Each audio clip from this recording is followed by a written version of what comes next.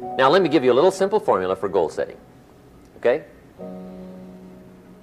We take 2.5 hours on the weekend for the whole 10-year plan. We don't have time for that tonight. But let me get you started with a little simple formula Mr. Shoaff gave me. And maybe this will be helpful. First of all, I've divided goals into two parts. First is long range.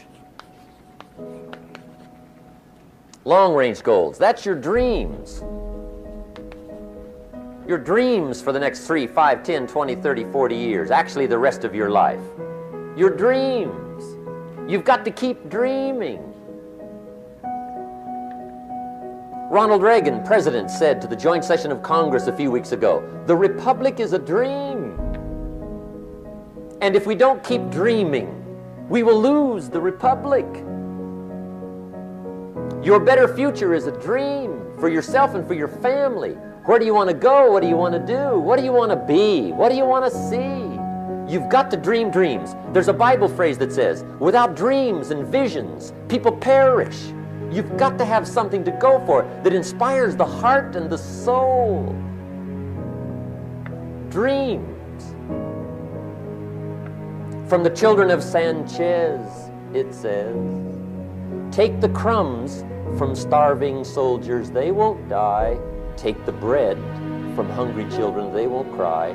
But without dreams, we all will die. You've got to dream. Don't lose your dreams. For yourself, for your future, for your family. The dreams of love and enterprise and travel and doing things. Becoming something unique on your journey here. Don't lose your dreams. Do some dreaming. That's long-range goals. You've got to have those. So that's number one. Here's the second part of goals, short range. Short range goals. That's your goals for tomorrow, this week, this month, this year, the immediate future. We call these confidence builders. Because if you set up something short range, go for it, get it, latch onto it, work hard, accomplish it. That starts building your strong feelings to go for your dreams. Now, I've divided goals into 3 categories. Here they are.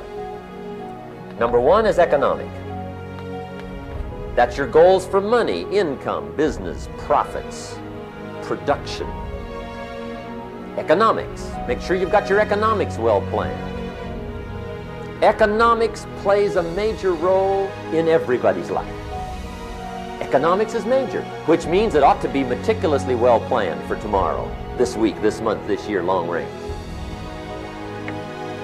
What if you asked somebody tomorrow if you could see their meticulously well-planned list of economic goals? What would they probably say? They say, you some kind of a nut? You must be weird. Hey, I found out what success is. Success is doing what the failures won't do. Make sure you've got your economics well planned. It'll put you in the top 5%. One of the key little subjects we talk about on the weekend is the 7 fundamentals for wealth and happiness. And that's one of them, well-planned economics. It's a fundamental if you want to do well. Join the top 5%. Anybody in this room can join the top 5%, if you will. Okay. Now here's the second category of goals, things. Make a list of the things you want. And on my list of things, now I put everything. Little things as well as major things. Doesn't matter how small it is, it goes on my list. I used to just put major things, cars, homes. I don't do that anymore. I now load my list with everything. Everything. And the reason is, part of the fun of having a list is checking it off. That's it. Boy, at the end of the day, if you can go, got it, got it, got it, got it, got it, got it, whatever it is, right? You get into the habit. So load up your list, the things you want. Now, when you check off something major, celebrate. That's an important point to make. Celebrate your achievements.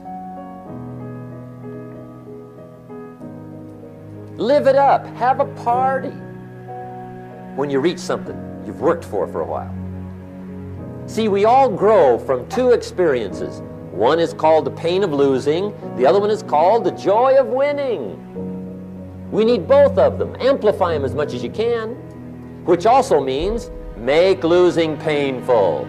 If you set up something, fooled around, didn't get it, put it on yourself. On the other side, if you did get it, congratulate yourself. Self-congratulations is a sign of maturity. Seeking congratulations is a sign of immaturity. But hey, winning and losing, see, that's what it's all about. That's the name of the game. Now, some people lead such mediocre lives, at the end of the day, they don't know whether they're winning or losing. They got no clue. Guy's just going through the day with his fingers crossed. There's a better way. Okay, here's the third category of goals: personal development. Put those goals together. Personal development goals. That's your goals to be stronger, more decisive, be a speaker, be a leader, learn a language, all kinds of skills. Okay. The whole weekend seminar was designed to improve all your skills so that you walk away more skillful. And that's what you want, the personal development skills. That's what attracts, that's what brings good things to your life, the person you become more skillful. Now, this is quite a package to work on. Economics, things, personal development. For tomorrow, this week, this month, this year, long range. Okay, that'll get you started. Now, here's the simple formula for setting goals. It goes like this. A, work on your goals. That's step one. Work on them. And I put the word work there deliberately. Setting goals is plain hard work. I don't want to kid you. We haven't come here tonight to kid each other. It's work. I know it's work. That's why a lot of people just let it slide. It's work. Many people work hard on their job, but they don't work hard on their future. They just let that slide. And the work involved is making plans. I know most people don't. I understand that. But don't let that be you. Guy says, well, yeah, you work where I work, but the time you struggle home, it's late. You got to eat a bite of supper, watch a little TV, get to bed. You can't sit up half the night. Plan, plan, plan. And the guys behind. Good worker, hard worker, sincere. But you got to be better than sincere, working hard. You got to be better than a good worker. You got to be a good planner. Somebody once wisely said, the people who fail to plan are planning to fail. Well said. So work on your goals. Here's step two. Write your goals down. That's so important. I teach my staff around the world, put your goals in your journal. Because one of the major people you want to study is yourself. So here's the list of goals I put together 3 weeks ago. Here's the list of goals I put together 2 years ago. Here's some of the changes I made, rearrangement of my priorities. I scratched these off, I put these on, I've gotten these. Study your accomplishments, study what your desires are. Put them on paper, write them down. Here's another reason for writing your goals down. It shows you're serious about doing better. And to do better, you gotta get serious. You don't have to be grim, but you must be serious. Everybody hopes things will get better. Everybody hopes. Poor people hope. That ought to tell you something. It means the future does not get better by hope. It gets better by plan. I used to have the affliction called passive hope. It's an affliction. It's bad. Probably what's even worse than that is happy hope. Now that is really bad. That's bad. Happy hope. The guy's 50 and he's broke and he's still smiling. See, that's not good. So get serious about your goals. Put them on paper. Write them down. There's all kinds. His goals, her goals, their goals. Business goals, financial independence goals, family goals. I mean, there's so many things to work on this that if you don't get busy and work on it, sure enough, the time will pass. And sure enough, 5 years from now, you'll wind up where you don't want to be, wearing what you don't want to wear, driving what you don't want to drive, being what you don't want to be. Now's the time to fix it. Now here's the third step to your goals. Check the size of your goals and the kinds of goals. How big they are, what kind they are, affects you. And here's one of the important phrases of the evening. Your goals are affecting you, whatever they are. Your goals affect your handshake. Your goals affect your attitude, personality. Your goals affect the way you walk, the way you talk, the way you dress. All day long, we're being affected by our goals. Now, some people have goals, but they have such lousy goals. The effect is bad. I asked a guy one time, what are your goals for this month? The guy said, look, if I could just scrape up enough money to pay these lousy bills. That was his goal. I'm not saying it isn't the goal. It's a goal, but it's such a lousy goal, the effect is bad. You don't jump out of bed on Monday morning and say, oh boy, another chance to go out and scrape up the money to pay my lousy bills. See, you don't do that. Usually you say, oh, not another Monday.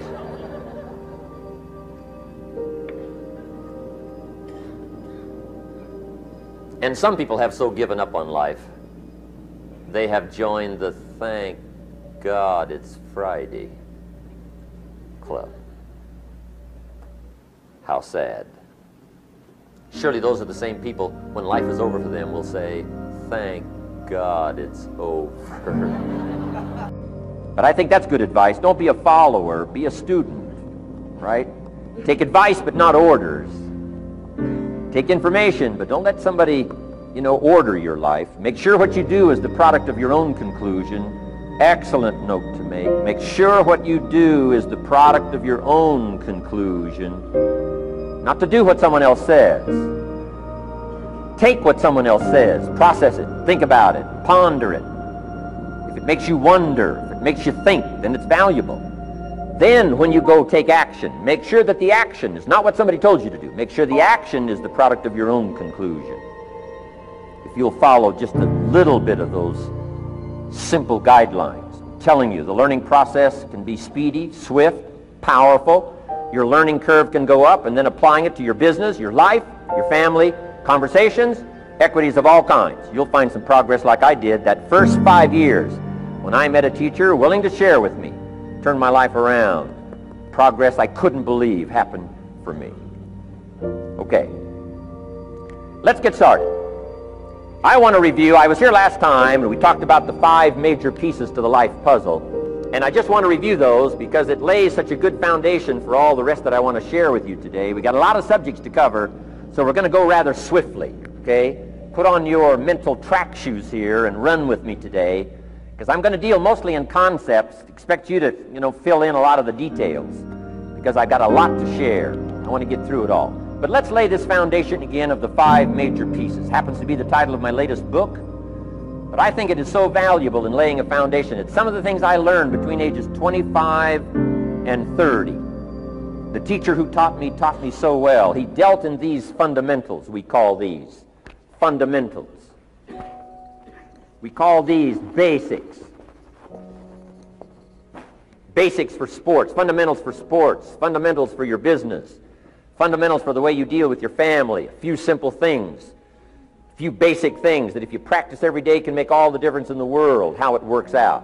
I boiled it down to 5 major pieces to the life puzzle. Let's just review those. Number 1 is philosophy. Philosophy, as I taught the last time I was here, philosophy, in my personal opinion, is the major determining factor in how your life works out. Philosophy, the major determining factor in how your life works out. Philosophy. To form our philosophy, you got to think. You got to use your mind. You got to process ideas.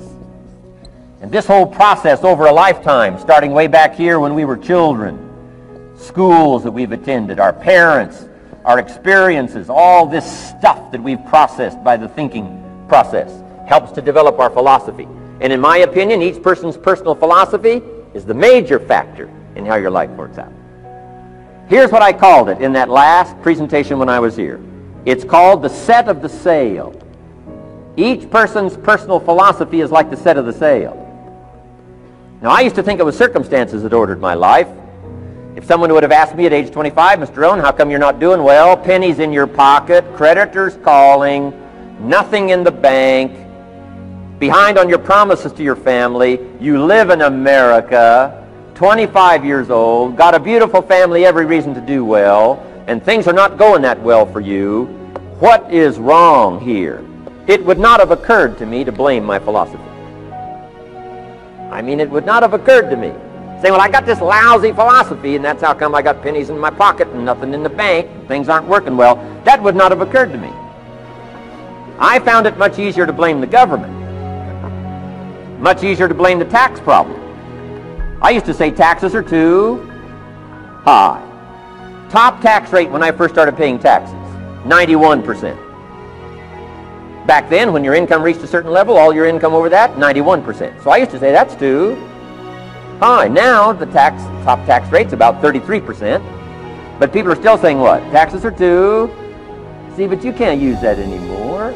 If it's gone from 91 to 33, how could it be too high? Come on. I threw all that old excuse stuff away. Some people found it, though, and they're using it these days. My old list. I used to blame the traffic, the weather, used to blame circumstances, right? People say I'm too tall, I'm too short, I'm too old, I was raised in obscurity, raised on a farm, parents of modest means, all the stuff. If you were to ask me, how come you find yourself here, Mr. Rohn, age 25, living in America, land of abundance and opportunity, pennies, zero in the bank, not doing well, creditors calling, it would not have occurred to me to blame my philosophy. I found it easier to blame the company policy. I used to say, if this is all they pay, how do they expect you to do well? So I figured that, my future was going to be tied to what everybody else was arranging, the economy and, right, interest rates. I used to say things cost too much. That was my whole explanation, not my philosophy, until my teacher taught me better that this is where the problem was, my own personal philosophy. Here's what's exciting about each person's personal philosophy. That's what makes us different than dogs and animals and birds and cats and spiders and alligators. That's what makes us different than all of the life forms. The ability to think, the ability to use your mind, the ability to process ideas, and not just operate by instinct. In the winter, I'm telling you, the goose can only fly south. What if south doesn't look too good? Tough luck. It can only fly south. But see, human beings are not like a goose, can only fly south. I mean, you can turn around, go north, you can go east, you can go west, you can order the entire process of your own life. And we do that by the way we think. We do that by exercising our mind. We do that by processing ideas and come up with a better philosophy, a better strategy for our life, goals for the future, okay? Plans to achieve those goals. All this comes from developing our philosophy. Philosophy helps us to process what's available. Well, when we get here, we got seed, and we got soil, and we got some rain, and we've got some what? Sunshine, and we've got some seasons, and what? The miracle of life. Now, the key is, what do you do with all this stuff? How do you turn all this stuff that's available here into equity and promise and lifestyle and dreams and future possibilities? All of this that's possible now with human beings, how do you take all this stuff and turn it into this equities and values? Well, it starts with philosophy. What is the seed? What is the soil? What is the sunshine? What is the rain? Is it possible to take some of each of all the stuff that's available and turn it into food and turn it into value and turn it into nourishment? turn it into something spectacular and unique that no other life form can do? And the answer is yes. But you cannot deal with all this stuff and what to do with it unless you start refining your philosophy. Think, use your mind, come up with ideas, and strengthen your philosophy. So the seed and the soil and the rain and the sunshine, this is called, you know, the economy and the banks and the money and the schools and everything that's available out there, processing information, what to do with all that, and turn it into equity and value. That is the major challenge of life, my personal opinion. So each person's personal philosophy now is going to determine what you're going to do with seed and soil and sunshine and rain and miracle, the change of season. That's it. My personal opinion. Each person's personal philosophy is like the set of the same. That's what this seminar is for today. Help you to trim a better sail. You don't need a better economy. You don't need better seed and soil. In fact, when it comes to seed and soil and rain and sunshine and seasons and the miracle of life, that's all you got. Now, what if you blame this stuff? Then you're blaming all you got. If you blame the economy, and you blame the schools, and you blame the teachers, and you blame the sermons and the preachers, and you blame, you know, the marketplace, and you blame the company and company policy, what else is there? When some people get through with their blame list, there isn't nothing else. That's all there is. And if you blame the only thing you've got to work with, I'm telling you, it's called mistake colossal. In not understanding that that's all you've got to work with. And if this is all you've got to work with, then you don't change the seed, and you don't change the soil, and you don't change the rain, and you don't change the sunshine, you don't change the seasons. Right? Guy says, I'll take 3 springs, 4 summers, 9 falls, no winters. No! You can't fool with this stuff. You got to take it like it comes. Then what do you change to make your life work well? You got to start with your philosophy. Guess what I had to do at age 25 in order to change my own future? I had to change my mind. I had to change my thinking. I had to change my philosophy. I was messed up on what was causing my problem. And once I got that straightened out, that all the stuff I blamed, the government and taxes and the marketplace and the economy and things cost too much, negative relatives, cynical neighbors, once I got rid of that and started going for where the real problem was, which was me, I'm telling you, my life exploded into change. My bank account changed immediately. My income changed immediately. My whole life took on a whole new look and color immediately. And the early results I got from making these philosophical changes tasted so good, I've never stopped the process from that day until this. And I'm telling you, with a little consideration of the refinement of your sail, by setting a better sail, refining your philosophy, your whole life can start to change from today on. You don't have to wait till tomorrow. You don't have to wait till next month. You don't have to wait till spring. You don't have to wait till 93. You can start this whole process immediately. I recommend it. Now, some people do so little thinking, they don't even have their sail up. I mean, you can imagine where they're going to wind up at the end of this week, at the end of this month, at the end of this year. Now's the chance to change, process all this information. So number 1 is philosophy. Okay, and we dealt with all that, where we get ideas from personal experience, from other people's experiences. I don't want to get into all those details because we covered that the last time I was here. But philosophy, that's number 1, my personal opinion. Each person's personal philosophy. Here's the definition of success and failure. Just make this note. Here's failure. A few errors in judgment, repeated every day. Now you can automatically assume, Mr. Owen, I say, I can understand that. A few errors in judgment repeated every day. For 6 years?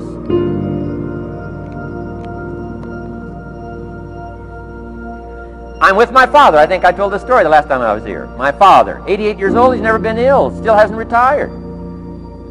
Not long ago, midnight, we're getting ready to go to bed. We've drilled a new well, got some extra water, got some more acres going. He's all excited.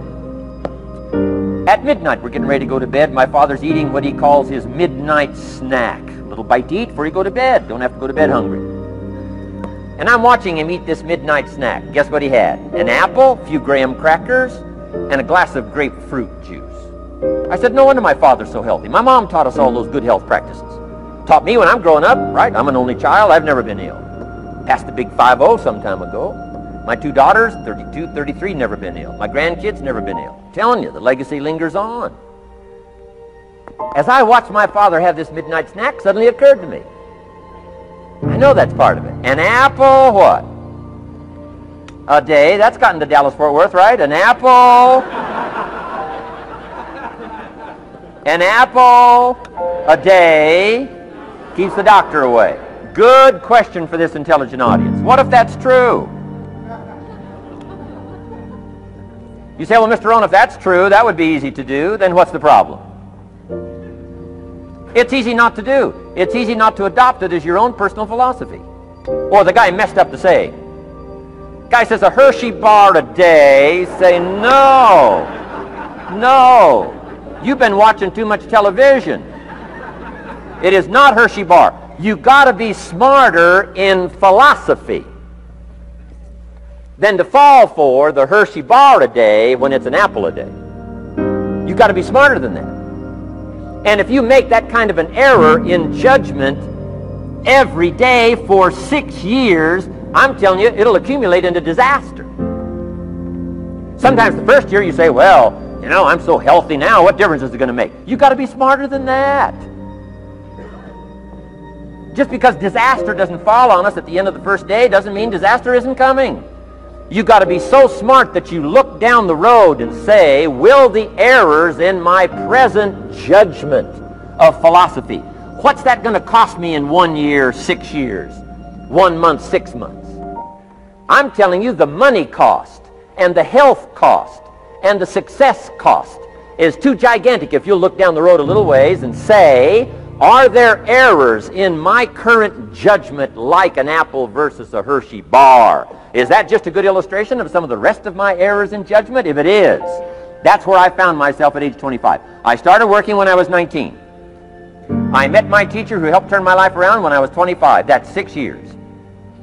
At the end of the first 6 years of my economic life, I've got pennies in my pocket. I've got nothing in the bank. The creditors are calling saying, hey, you told us the check was in the mail. I'm embarrassed. I'm behind on my promises. I live in America. I'm 25-year-old American male. I got a nice family, every reason to do well. And I'm messed up. Now, what's messed up? I used to think it was the community that was messed up, and the country was messed up, and the government was messed up. If those Democrats ever get in the White House, that'll really mess things up. If the Republicans stay in power, that'll really mess things up. The economy was messed up. Interest rates are messed up. I thought all this stuff was messed up. Then I found out that's not what was messed up. I was criticizing the only thing I had to work with. What was really messed up was my own personal philosophy. My own errors in judgment in my own personal philosophy brought me in 6 years to pennies in my pocket, nothing in the bank, and trying to explain why I wasn't doing well, living in America, 25-year-old American male, got a family, every reason to do well. Now, once I understood this, here's the formula for failure: errors in judgment, being lax about developing your own personal philosophy. I'm telling you, it's called accumulated disaster.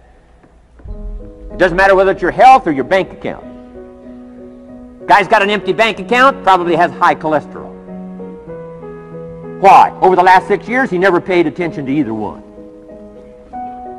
And it doesn't matter whether it's a dollar, or whether it's your money, or whether it's your cholesterol count. All you got to do is commit the errors, and just because disaster doesn't fall on you at the end of the first day that you don't eat an apple. You say, well, I didn't eat an apple today, and tonight I'm not ill. Well, you got to be brighter than that. Someday you got to leave first grade. The reason we make those first grade desks so small so they won't fit at age 25. I mean, right? You don't belong here anymore. Come on.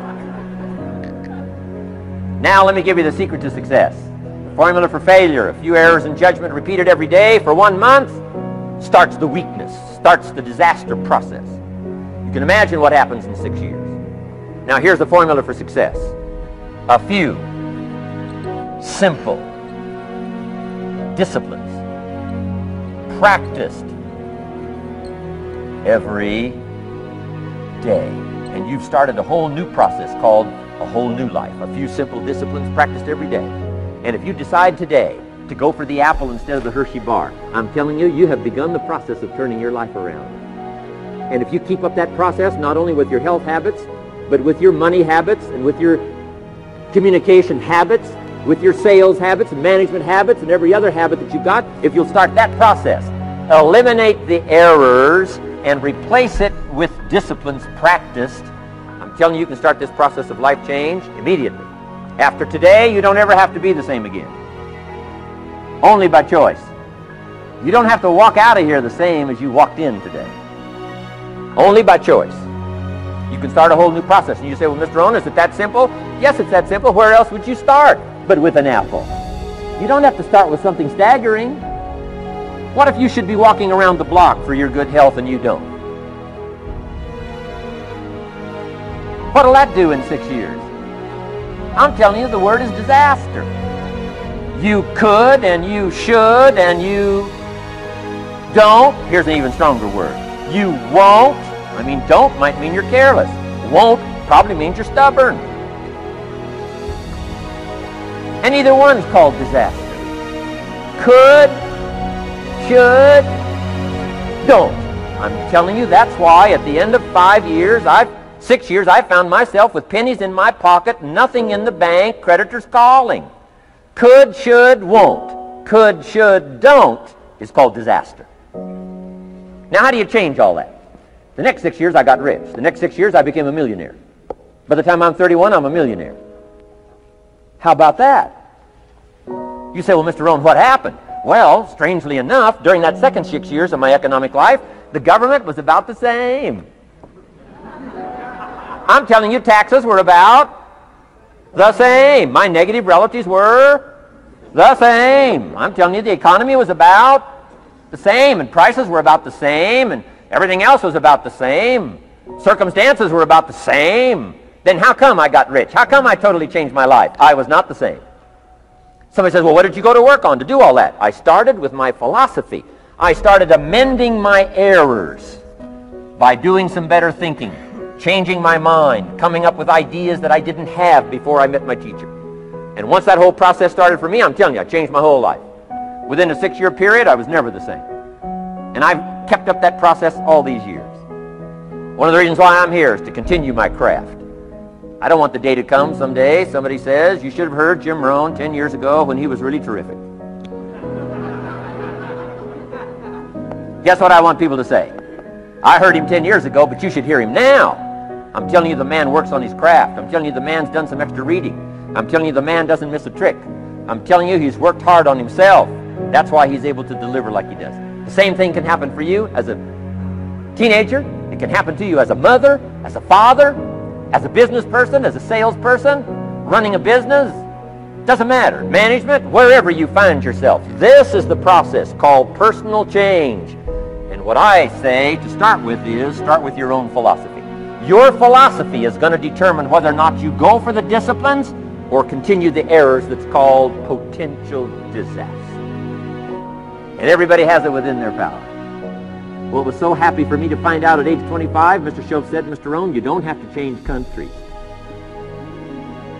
But you do have to change philosophy. And if you'll change philosophy, not country, you can turn around your income, you can turn around your bank account, you can turn around your skills, you can become capable, powerful, sophisticated, healthy, influential, all the other equities that you could possibly want out of your life, using the only stuff there is and not trying to change any of this stuff. Appreciate all of this stuff with all of its ups and downs, with all of its mystery of why it works and sometimes it doesn't work. Don't challenge this. You don't have to ask for another planet. You don't have to ask for another country. Just ask for another book. Ask for another seminar. Ask for another idea. And you can start this whole process of personal life change. Now, I could spend the whole day on philosophy, because that's where it is. If I could get you intrigued with that enough to study it, enough to ponder it, to where you would pick up the commitment like I did and say, hey, as simple as an apple a day, as simple as a walk around the block, why not start right there? If you don't start there, where else are you going to start? Might as well start where it's easy, and then go to the more complicated disciplines. Because if you can't handle the simple disciplines, how can you handle the complicated?